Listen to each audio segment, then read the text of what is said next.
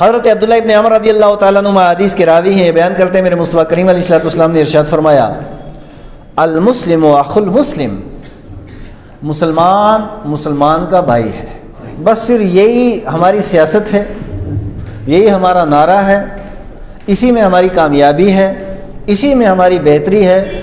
باقی سارے نعروں کو پر سے پشت ڈالیں اور اسی نعرے کو پھیلائیں، مسلمان مسلمان کا یہ وہ نعرہ ہے جو کسی سیاسی لیڈر کا عطا کردہ نہیں، یہ وہ نعرہ ہے کسی سیاسی قائد اور سیاسی رہبر اور رہنما کا دیا ہوا نہیں ہے، یہ وہ نعرہ ہے جو محمد عربی نے ہمیں عطا فرمایا ہے۔ مسلمان مسلمان کا بھائی ہے۔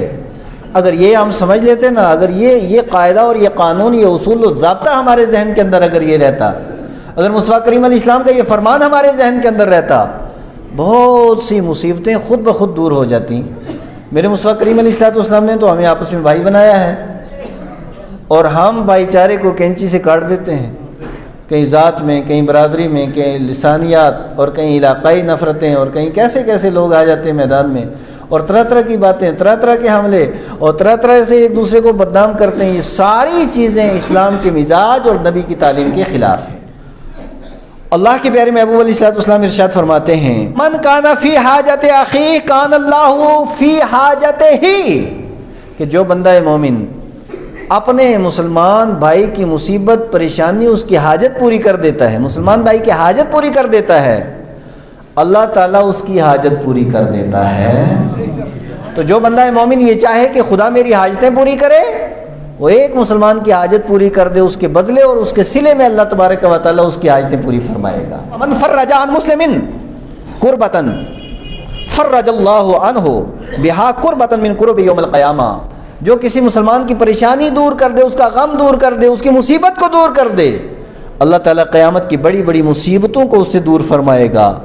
وَمَن سَتَرَ مُسْلِمًا سَتَرَ اللَّهُ يَوْمَ الْقِيَامَةِ، کہ جو بندہ مومن کسی مسلمان کی پردہ پوشی کرتا ہے، کسی مسلمان کے عیب کے اوپر جو بندہ مومن پردہ ڈال دیتا ہے، قیامت کے دن اللہ تبارک و تعالیٰ اس کے عیبوں کے اوپر پردہ ڈال دے گا، اس کے عیبوں کو اللہ تبارک و تعالیٰ چھپا دے۔ میرے مصطفیٰ کریم علیہ السلام کے پروردہ آقا کریم علیہ السلام کی صحبت کے اندر بیٹھنے والے صحابی رسول حضرت عقبہ بن عامر رضی اللہ تعالیٰ یہ بیان کرتے ہیں ان لنا جیران، کہ ان کا ایک کاتب تھا، یہ حاکم تھے، اور ان کا ایک منشی تھا، اور وہ منشی آ کر کے ان کو ایک دن کہنے لگا حضرت ان لنا جیران یشربون الخمر ونا دائن لہم الشرط لیاخذہم، کہ حضرت میرے پڑوسی ہیں شراب پیتے ہیں، شراب پی لینے کے بعد قرآن کی تلاوت کون کرتا ہے، نعت مصطفیٰ کون پڑھتا ہے؟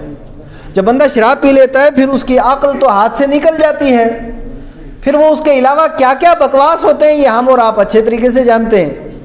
تو انہوں نے حضرت عقبہ بن عامر نے، ان کا منشی تھا، آ کر کے کہا کہ حضور والا ہمارے پڑوسی ہیں، اور وہ جب شراب پیتے ہیں اور شراب پینے کے بعد پھر وہ ہلہ مچاتے ہیں اچھا خاصا، اب میں نے ارادہ بنا دیا ہے کہ میں پولیس کو بلا کر کے اب ان سب لوگوں کے اوپر شکنجہ کسوں گا اور ان کو صحیح سبق دلاؤں گا تاکہ آئندہ یہ اس طرح کی شرارت نہ کریں۔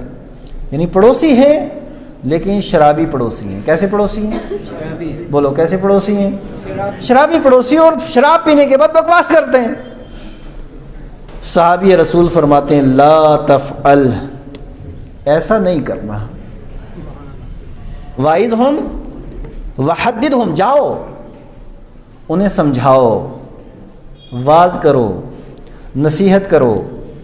میرا رب بھی فرماتا ہے ادعو الی سبیل ربک، رب کے راستے کی طرف بلاؤ، بالحکمت والموعظۃ الحسنہ، حکمت کے ساتھ اور اچھا خوبصورت واز کہہ کر کے، اچھی بات کر کے۔ حضرت عقبہ بن عامر کہہ رہے ہیں یہ کام نہیں کرنا، پولیس کو بلا کر کے پکڑوانا نہیں، جاؤ سمجھاؤ ان کو اور ہدایت کی طرف بلاؤ ان کو۔ یہ کہتے ہیں میں نے بہت منع کیا، مانتے ہی نہیں۔ شرابی اتنا جلدی جلدی مان جائے یہ بھی تو نہیں ہو سکتا نا، تو انہوں نے کہا بہت میں نے کوشش کی لیکن نہیں مان رہے۔ وَأَنَا دَاعٍ لَهُمُ الشُّرُوطَ لِيَأْخُذُوا، اب پولیس کے علاوہ چارہ ہی کوئی نہیں۔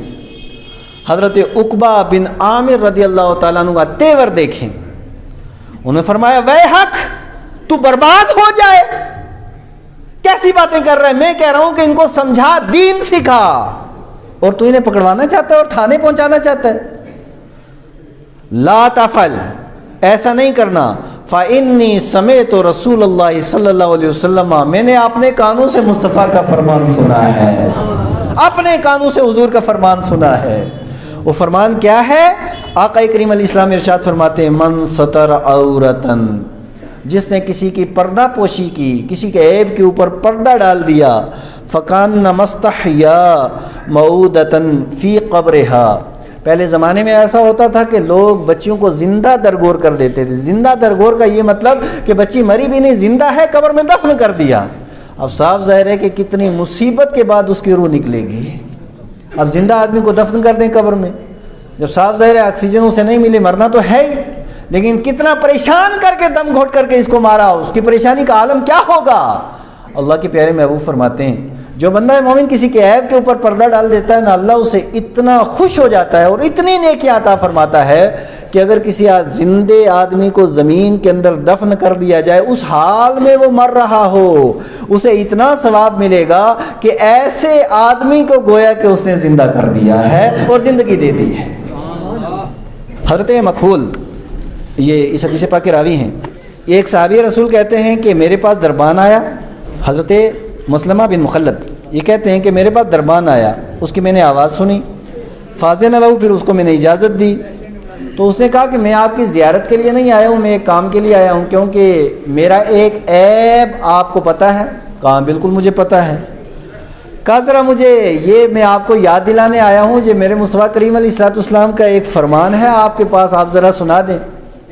وہ بیان فرماتے ہیں کہ میں نے مصطفیٰ کریم علیہ الصلوۃ والسلام کی زبانی یہ سنا، من علم من اخیہ سیئۃ، جو آدمی کسی کی برائی دیکھ لیتا ہے، کسی کا گناہ دیکھ لیتا ہے، کسی کی برائی دیکھ لیتا ہے، فسترہا، پھر اس کے اوپر پردہ ڈال دیتا ہے، اسے چھپا دیتا ہے، ستر اللہ علیہ یوم القیامہ، قیامت کے دن اللہ تبارک و تعالیٰ اس کے اوپر پردہ ڈال دے گا۔ کہہ رہے ہیں یہ حدیث پاک آپ نے سنی ہے حضور سے؟ کہا سنی ہے، بالکل سنیے۔ قال نعم، قال لہذا جئتو، بس میرا اور کوئی کام نہیں، صرف اسی کام کے لیے میں آپ کے پاس آیا ہوں کہ یہ حضور علیہ الصلوۃ والسلام کی حدیث آپ کو یاد دلا دوں۔